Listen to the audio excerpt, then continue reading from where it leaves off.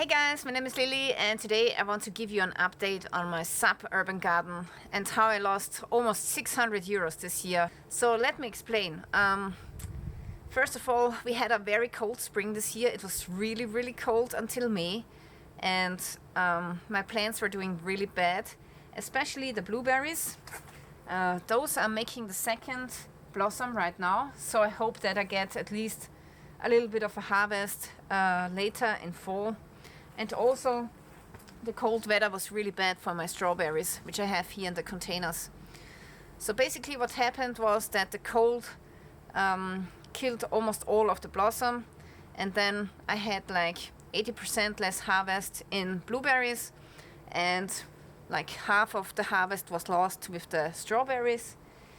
So yeah, that really sucked. So I only had strawberries for a period of 3 weeks this year, which is really short. So normally you would have strawberries for 1.5 months or so, or 2 months even.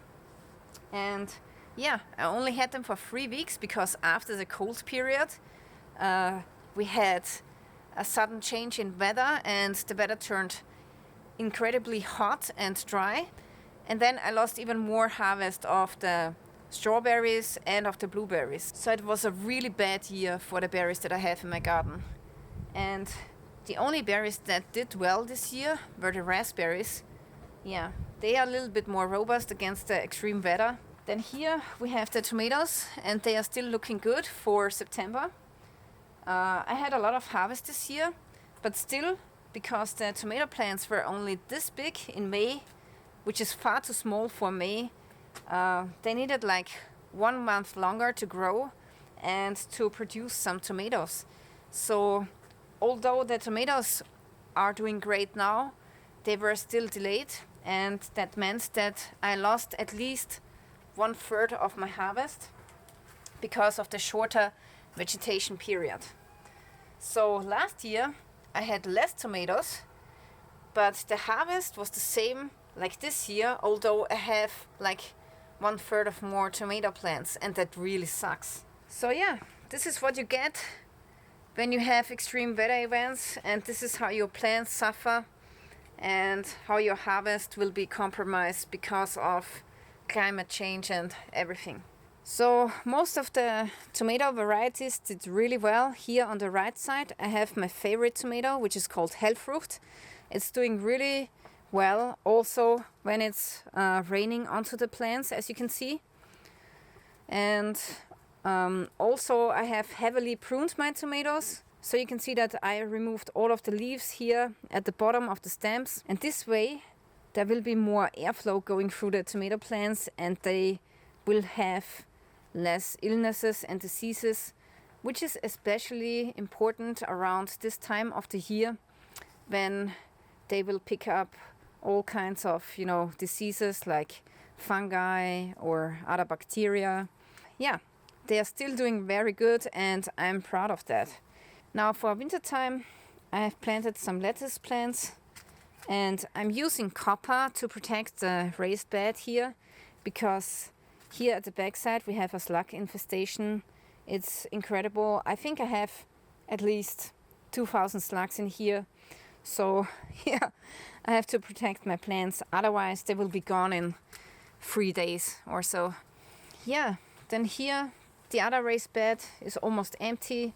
I still have a couple of carrots growing, some cabbage that I have to harvest now. This is some horseradish, by the way. And here I have more lettuce plants. And yeah, back in here I have infected or inoculated some logs with mushrooms. So that's an experiment that I'm conducting. I also have a sunflower which was growing here. It came by itself, so I just let it grow for the birds. Then here at the back corner we have some parsley growing. And yesterday night I came out here and I had some old spinach seeds which were almost, running off.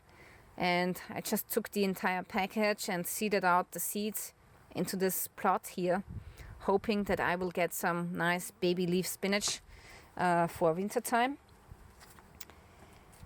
Then in this container I have something very interesting, which is called Tigernut. It's basically a grass that makes nut-like tubes that are edible, and they are very nutritious. And when I say very, I mean very. So these small nuts, they are true survival food, and they taste really good. And it's pretty cool because you only need a small container that you grow them in. And this is actually a great substitute for nut trees. So on my property I do not have nut trees, and it would take like 40 years to grow one. I don't have the space nor the time to do so, and this is why I'm growing these small tiger nuts. And these are actually not nuts, but botanically speaking we are talking about tubes, but they have so much nutrition in them that they are comparable with the nutritional value of nuts. Okay, in this raised bed I have harvested everything, and yesterday I have used some horse dung, and I fertilized the entire raised bed. Also I have put in some new soil because it was getting quite empty. And what I also did is I have made some pockets which I filled with straw. So I have 3 of them, and those I've inoculated with a couple of mushroom mycelium, different kinds, lion's mane, oyster and enoki. And I want to see if I can grow mushrooms right in my raised bed, because that would be really awesome. Then here at the back side you can see my bee hotel, and about 1/3 of the holes are occupied. So I'm really happy that I can provide a home for wild bees, and they are really important for pollination of my plants. Yeah, inside of the greenhouse it's looking like this now. So here at the side you can see my peppers. They have produced pretty good, and I gotta say my own peppers have done much better than the ones that I bought in the store. So in future I'm only going to grow peppers from my own seeds. It's working so much better, especially this variety here, which is turning red when it's ripe, is doing really well. So the other ones are doing not so great, and now it's getting too cold anyway. So shortly before it's getting too cold, I will try to overwinter the best plants, and maybe I can save some time for the growth next year and yeah, get some peppers earlier. Then here at the second bed we have some very classical red radishes, and I've grown them for winter time so that we have a harvest in winter as well. And radishes are really cold tolerant, so you can grow them all year besides January in Austria. Yeah, then here we have the last tomatoes of this year.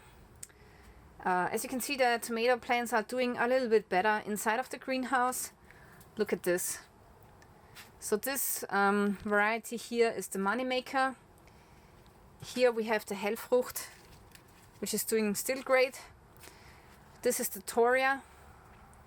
It's making some massive bottle-shaped tomatoes, which is great for making tomato sauce, but still I don't think that the taste is as good as these other 2 varieties.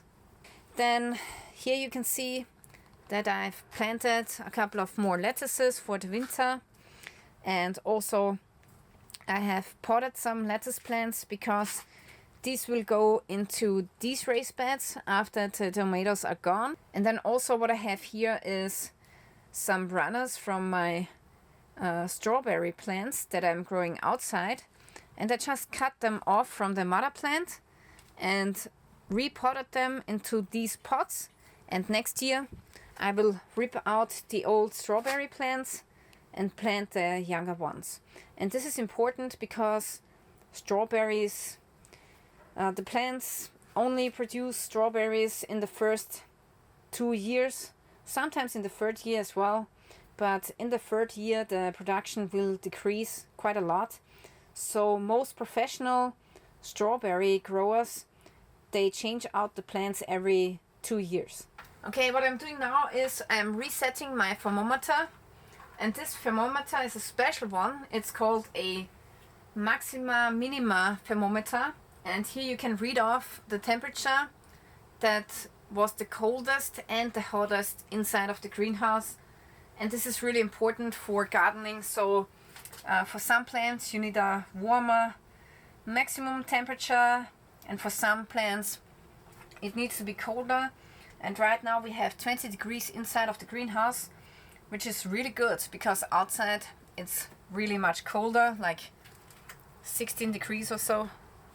So there's a 4 degrees difference, although the window is open here, which is pretty funny. Alright, so this was the garden update for my garden here in suburbia, and I really love this garden, but I gotta say that in future my channel content is going to change a little bit, and that's because, yeah, gardening is a very repetitive thing, you know. I'm always doing the same. I'm sowing seeds in spring, and then I'm harvesting veggies in fall, so it's always the same, and I've been doing this for over 3 years now, I believe, and it's very interesting, so don't get me wrong, but for me, I just don't want to have this repetitive content every time. So I decided that I want to change my channel name and also the content a little bit for this channel. So in future I will still do some gardening updates and videos, but only if there's something new, something that I haven't made before.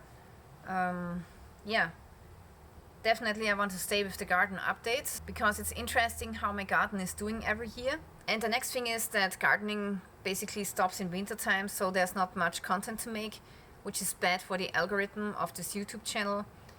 So I thought that I also want to do different kind of videos about, not about gardening, but maybe about making mushrooms, growing mushrooms, or, you know, making homemade soap, or even cooking videos. So a little bit of healthy living and growing your own stuff. So I just want to add more topics into this channel, which will be interesting, just like gardening, but a little bit different.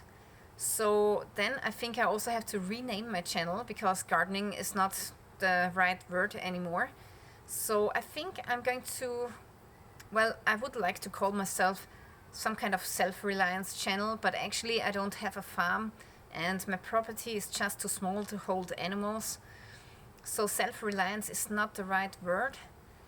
So I think something with self-sustainable living in suburbia or something like that. I will come up with a good name, yeah. So if you see a different name at my channel now, don't freak out. It's going to be still about gardening, but also about other stuff too. Alright, so this is it for today. Thank you guys for watching, and stay tuned till next time.